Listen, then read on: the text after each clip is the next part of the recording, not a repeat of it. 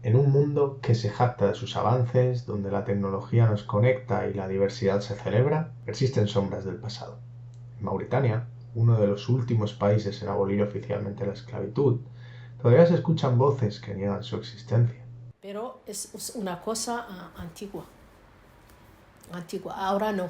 Tú has visto el ministerio, hay ministerio negro, hay ministerio otro, antes sí, pero ahora no.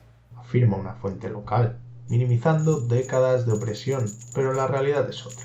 Las cadenas pueden haberse roto, pero las cicatrices aún perduran. De esta forma comenzamos el programa de hoy. Es Entre Guerras y yo soy Munir El-Hasnaoui. Cojan sus auriculares y disfruten de un viaje a través de la historia pasada y no tan pasada de Mauritania.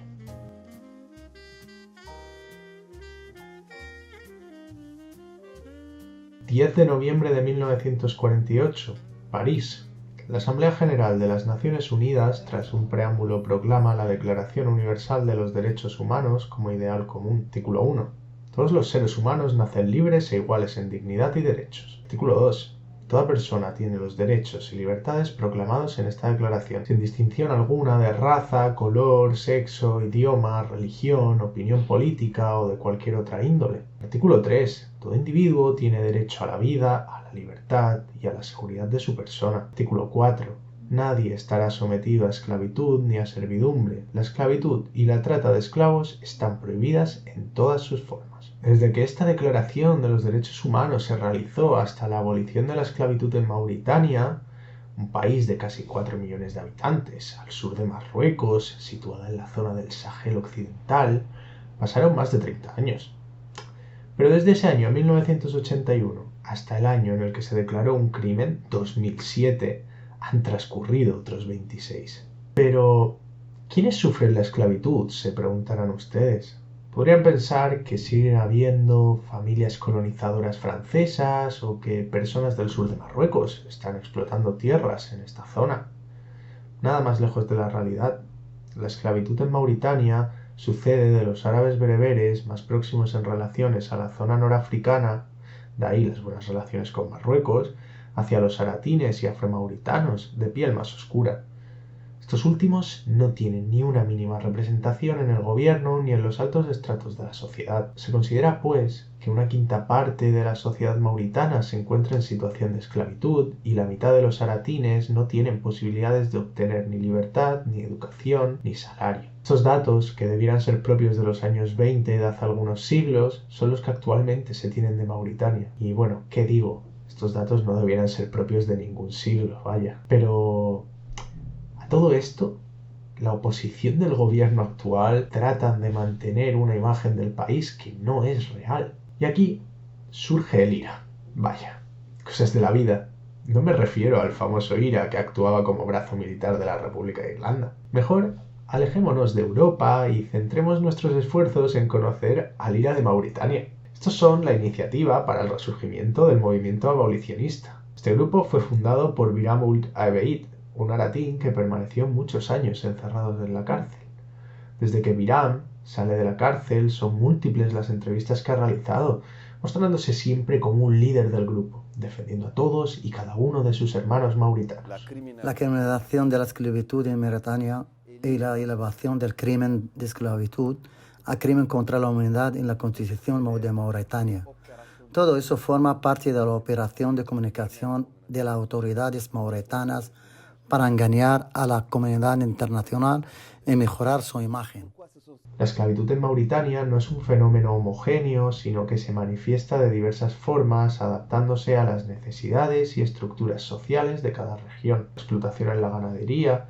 Los esclavos mauritanos han sido sometidos a una amplia gama de abusos. Esta diversidad en las formas de la esclavitud refleja la complejidad de un sistema arraigado en siglos de desigualdad y opresión. La esclavitud en Mauritania hunde sus raíces en un pasado marcado por la colonización y la división arbitraria de África. Ya saben, lo que hizo Europa, repartiéndose África, ese continente tan grande, como si fuese un pastel, trazando líneas paralelas y perpendiculares. Con la partición del continente Francia impuso en Mauritania un sistema de castas que consolidó las desigualdades preexistentes y perpetuó la esclavitud. Al abandonar la región, Francia dejó un legado de divisiones sociales profundas, donde los árabo-bereberes, favorecidos por los colonizadores, se posicionaron en la cúspide de la pirámide social, mientras que los galatines y los afromauritanos quedaron relegados a la esclavitud y a la marginación. Pero no solo ellos, también podemos encontrar en estos estratos a gente proveniente de otros países. Este sistema de castas, fuertemente arraigado en la sociedad mauritana, ha dificultado enormemente la erradicación de la esclavitud, ya que justifica la desigualdad y la explotación como parte del orden natural de las cosas. A pesar de las evidencias y las denuncias de organizaciones internacionales, como puede ser Amnistía Internacional,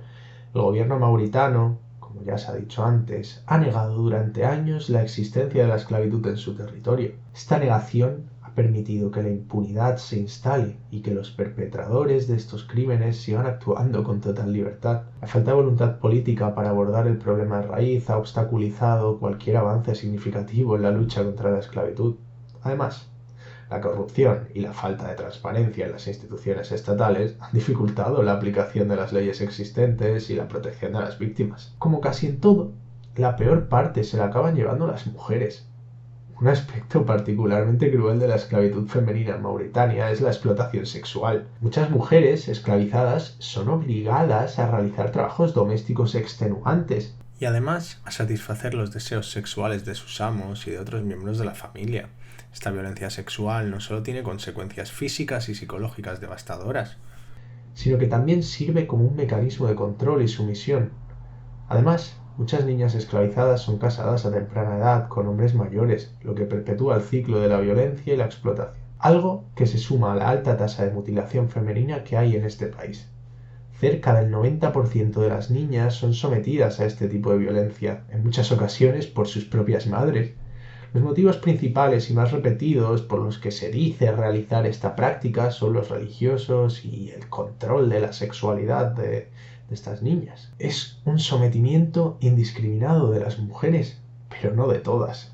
Tras tantas, son capaces de gozar de cierta libertad, hasta el punto de permitirse viajar y estudiar sin ningún miedo o complejo. Hacer un año y medio y después yo vuelvo a mi país, porque la madre está enferma y yo terminar a Mauritania, sino mi diploma es europeo, pero... Y aún así, esta misma mujer es capaz de admitir que sus libertades jamás fueron la de sus hermanos. Tengo que respetar mi hijo, mis hermanos, mis amigos. Nosotros, Mauritania, todos países árabes, musulmanes, siempre respeten.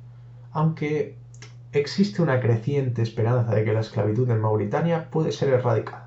Organizaciones como SOS Esclavos y el IRA Mauritania, lideradas por figuras como Biram Ould Abeid, han desempeñado un papel fundamental en la visibilización de este problema y en la movilización de la sociedad civil.